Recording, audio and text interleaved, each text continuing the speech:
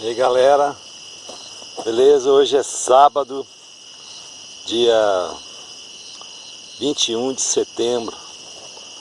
Hoje a gente já trabalhou bastante. Hoje nós estamos aqui só no silêncio.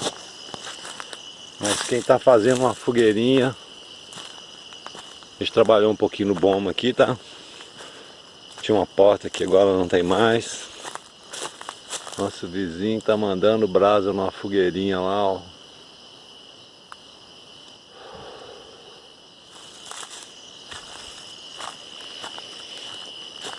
É isso aí. Nós não vamos fazer fogueira mais, porque depois daquele incêndio. Ah galera, vou mostrar pra vocês aqui, ó. Já dei uma trabalhada aqui de novo.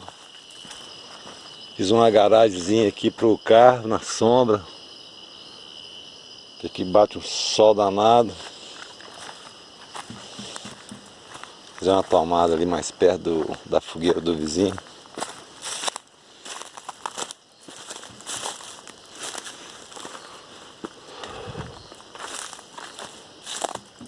Não vou chegar lá não para não incomodar. Falou galera, tchau.